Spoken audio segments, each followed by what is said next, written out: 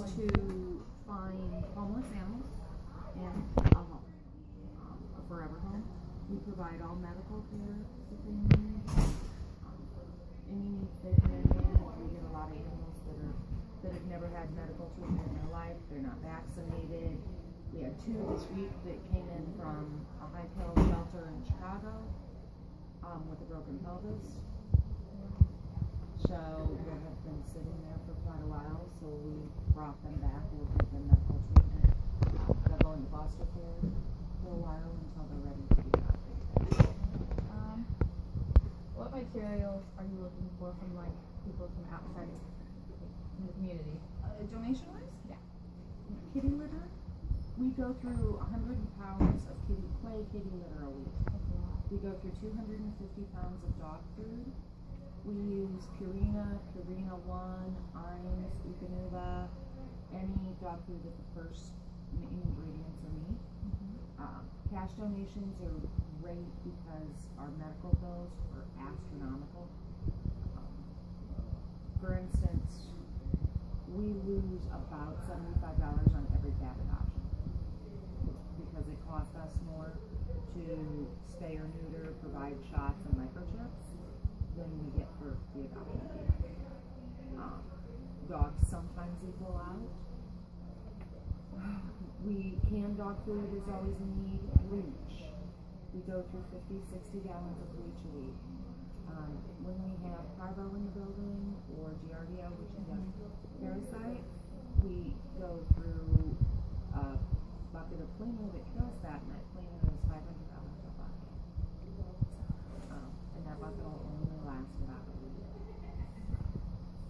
So, laundry detergent. We do roughly 19 loads of laundry a day. So liquid laundry detergent is always helpful. Lysol. Things people don't think about. Office supplies. Copy paper. Pens. Ink cartridges. Gift certificates to Staples. And office maps so that we can get cartridges when we need. Gas gift cards. We go, we spend several thousand a year in gas just to go pick up animals that are going to be euthanized. How much roughly does one dog or cat cost a month? Like, you know, or like all of them together a month? Here, our expenses a month, I don't have that access. I can email it to you. And when people adopt a pet, they should know that the adoption fee is just part of the expense. Yeah. I mean, heartworm prevention, flea prevention, depending on the weight of the dog, it can be $12 a month, as much as $12 a month for heartworm prevention. Flea prevention, about the same price, depending on the size. So you're looking for the average cost of a person, each dog per month, if they're being properly vetted and fed. The cost of per dog per month is about $20, $25, depending on how much, you know, how big it is and how much they eat. And that's if everything's medically okay. Well, yeah. Yeah, that's if you don't need treatments. Here it's a little higher. You want to share any dog particular that affected you, like their story? Alex. I think that many people heard about Alex. He made all the local papers here. Alex was severely beaten as a pup. His jaw healed badly. We brought him up from Missouri and knew he was coming. He got adopted very, very quickly. The dog's spirit is so loving. I mean, he was beat with a baseball bat. And unfortunately, very little will happen to the person who did it because the laws are not very strict, especially in that part of the country. But he was here less than a week before he was adopted out. His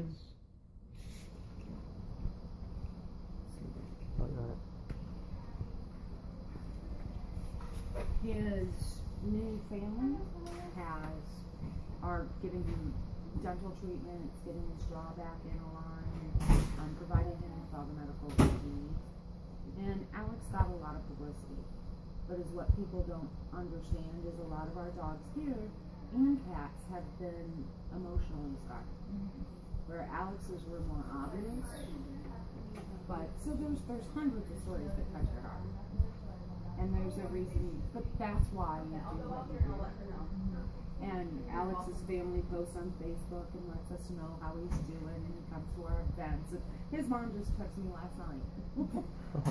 So, you know, those are the stories. And we had Jada, who sat here for 7 years. I remember her. She was here for 7 years. Well, Jada finally has a family, and the gentleman just loves her. Just absolutely She was adores very her. loving dog. She was, and people didn't give her a chance. And you know, unfortunately, pit bulls take longer to adopt. They sit here longer. There really is no reason anybody should be breeding them. And part of what we do is about awareness. You know, we all in this industry, in this business, hope to be unemployed someday because there's not a need for it. So, what's your favorite part about working here?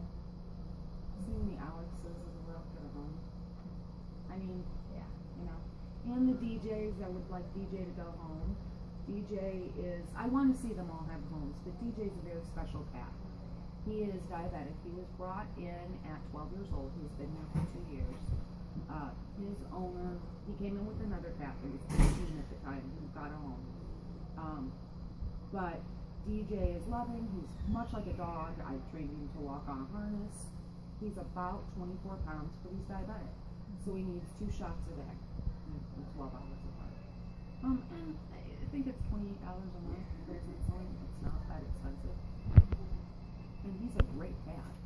So, you know, I'd like to see him get home.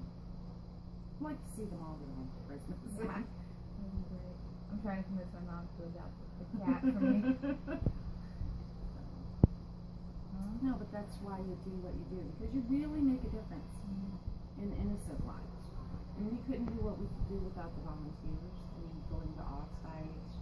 Because we get no state or federal funding, we rely heavily on our volunteers to get out here and walk the dogs and socialize the cats and spend time with them.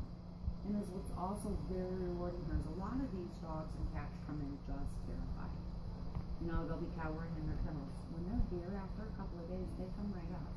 Because here they get loved by everybody that works in this building, by every volunteer. So they'll start to come out of their shells. It's nice to see that happen and for them to get a home. And all the parents who check in on let us know, and this time of year they're all posting Christmas pictures of dogs that were adopted 10 years ago from us. That's an amazing thing to see. It is. It really is. It's like a great Christmas present. Yep. And, you know, a lot of this, and we like to adopt them out as fast as we can because we get hundreds of emails and pictures a day of dogs that need us. So, I mean, it's really great when you go, we do a lot of transports from Missouri area where we didn't know if these dogs were going to be euthanized tomorrow. So we get down there and we get them, and 3 weeks later they're in a happy home for the rest of their life. That's very rewarding. Is that anything besides Alex that's the gap here? Jada sticks out. Marley sticks out. Marley has been here. She is a pit bull. Very sweet dog. Loves people. Every person she's ever met. She's not necessarily a dog. But Marley spent most of her life here. She was adopted once for a very brief time. The family realized they were allergic to her. So they brought her back there, like in 3 or 4 days. The next time she was adopted, they didn't socialize her or teach her anything. They go, well, we're holding the ball up this high and she can jump for it. Stop holding it up that high. And we all love her here and, you know, have given her a lot of training. And she finally went into foster care this week. And I believe the foster family will be her. So, I mean, there's hundreds of these stories every day. And I'm sure, you know, volunteers have these stories too. So it makes the ones we lose. Do you guys do like vaccinations for people who do have dogs? We don't. We do we go through APL that people can sign up for APL for spay and neuter. And they drop their dogs in and they go to Springfield.